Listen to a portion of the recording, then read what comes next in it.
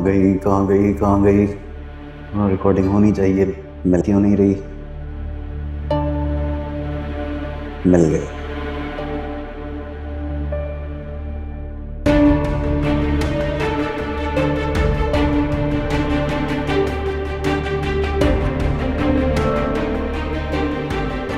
तुम्हारी बर्बादी, तुम्हारी तबाही की दास्तान मुझे मिल गई है।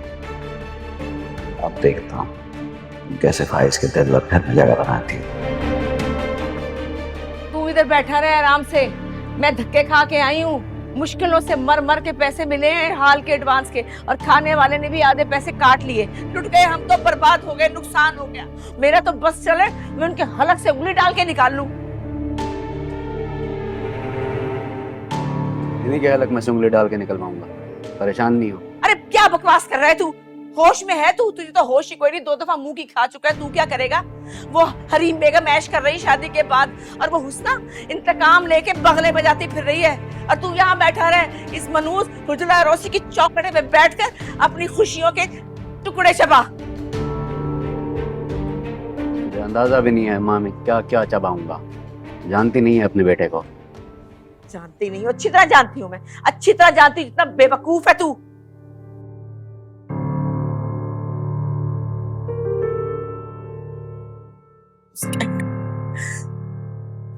ये क्या कर रहा है पीछे? पागल हो गया, खपती हो गया। बहुत बहुत शुक्रिया तेरा अम्मा, कैमरे के काम की इजाजत देने का। बहुत बहुत शुक्रिया। ये जिस काम को तो हमेशा कोसती रहती है ना, यही काम इनको बताएगा कि मैं कौन हूं। पागल हो गया, खपती हो गया मेरा बच्चा गम में। ऐ शगुफ्ता, तेरा भाई पागल हो गया। जल्दी आके इन डंडियों को उतार। मनहूस डंडियों की वजह से इसने अपने होश खो बैठे हैं। मैं होश में भी हूँ और इन सबको बेहोश भी करूंगा। ये भी जानते नहीं है कि नासिर कौन है। अरे चल जा यहाँ से। नासिर कौन है? क्या करेगा तू? ये मनहूस चादर, इतना पैसा लगाया, कम वक्त मैं अपनी चादरें ले लेती, अपना ही घर संभाल लेती। ये तुझे नजर नहीं आ रहा? गंद पड़ा, मैं 2 दिन से सफाई नहीं कर सकती। तू ठीक करिए जल्दी से।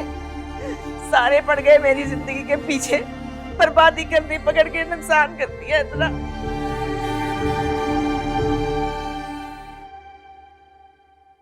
भाई हमना और रेयान आ जाए ना, तो हमें जबरदस्त और शानदार सी पार्टी चाहिए तुमसे। क्यों नहीं, जब कहो जहां कहो। ये शादी के फंक्शंस तो होते ही रहते हैं, लेकिन असल मजा तो दोस्तों की महफिल में है।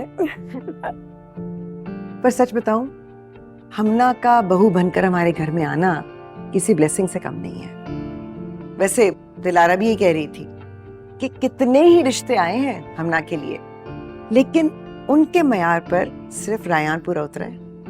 जवार साहब की फैमिली जो है ना, वो किसी तारुफ की मोहताज नहीं। तुम्हारी फैमिली को तो गोया 4 चांद लग गए। बस रब का खास करम है मेरे घर पर। जो चीज चाहती हूँ, जिस चीज की ख्वाहिश करती हूँ, बेहतर से बेहतरीन चलकर मेरे घर आ जाती है। जितना शुक्र अदा करूँ कम है। बिल्कुल सही कहा। वैसे हमना के पेरेंट्स ने दिया तो बहुत कुछ होगा। क्या बात कर रही हो? इकलौती औलाद है उनकी, जो कुछ है हमना का ही तो है। और उन्होंने तो पहले ही प्रॉपर्टी हमना के नाम कर दी है, करोड़ों का सामान भी दिया है।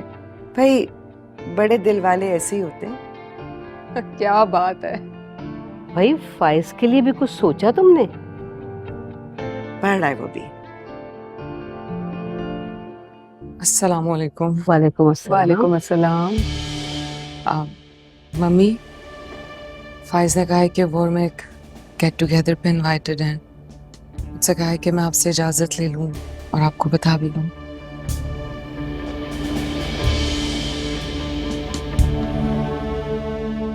तुम जाओ यहाँ से। जी।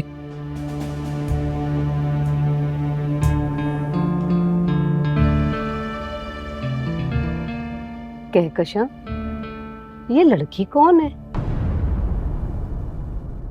ये हरीम है। कहीं ये वही लड़की तो नहीं जिसके बारे में हमने सुना है कि फायज निकाह करके घर ले आया है? तुमने किससे सुनी? ऐसी बातें छुपती कहाँ है कहकशां? भाई अब बहू घर ले आया है तो रिसेप्शन भी दे दो। और क्या। तुम लोग कुछ ले नहीं रहे हो? कुलसुम, कुलसुम, नहीं क्या कर रही हो तुम? सर्व करो। बाहर ले खड़े होकर लेंगे, क्या कर रही हो? परेशान नहीं हो, परेशान नहीं हो। हाँ तू हम लेते हैं। अच्छा कल मेरे दोस्तों ने एक गेट टुगेदर रखा है और वो सब बहुत एक्साइटेड है मेरी बीवी से मिलने के लिए। सब अपने कपल्स को लेकर आ रहे हैं, तो मैं चाहता हूँ कि तुम बहुत अच्छी सी तैयार हो। मैं तुम्हारे लिए कुछ ड्रेसेस ऑर्डर किए, तो उसमें से जो भी पसंद आए वो पहन लेना और हम साथ चलेंगे।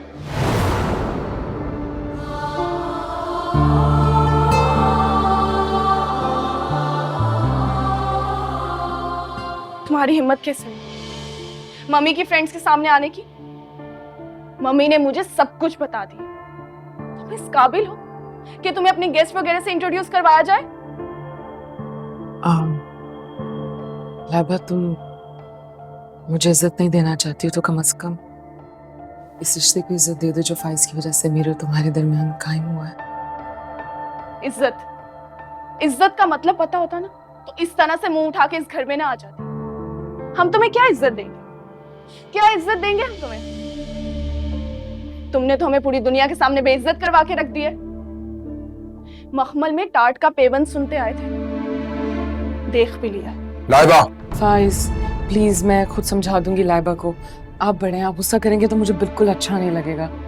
रूफी भाई भी मेरी हर बात को हंसकर टाल देते थे, कुछ नहीं कहते थे। It's okay.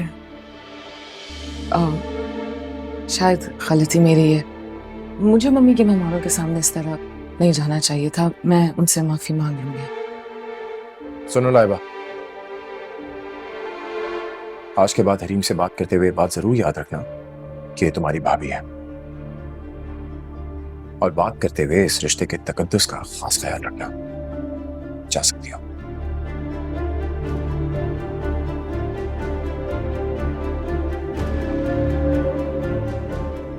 I'm sorry. कोई बात नहीं, मैं समझा दूंगी लाइबा को। अब फाइज, ये ड्रेस देखें कैसा है, अच्छा लगेगा, पहन लूं? तुम पे हर रंग हर चीज बहुत ज्यादा जचती है, बहुत खूबसूरत लगती है। तुम इन ज़ाहिरी चीजों की मोहताज नहीं हो। हाँ, लेकिन इन सब चीजों को तुम्हारा हुस्न दरकार है।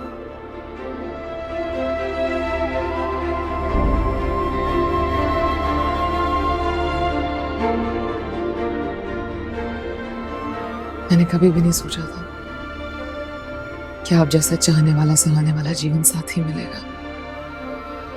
अब मुझे दुनिया की किसी तल्ख बात से, ना मेहरबानी से कोई शिकायत नहीं है फाइज। जिंदगी की हर तलखी मिटाने के लिए आपकी मोहब्बत भरी निगाह काफी होती है।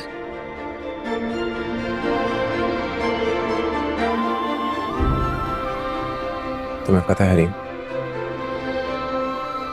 तुम एक गुलाब के फूल की तरह हो, जो अपने आप को तकलीफ देने वाले को भी खुशबू देता है।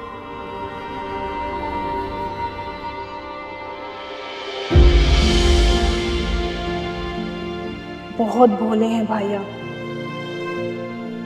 गुलाब के फूल के साथ कांटे भी होते, ये शायद आप भूल गए।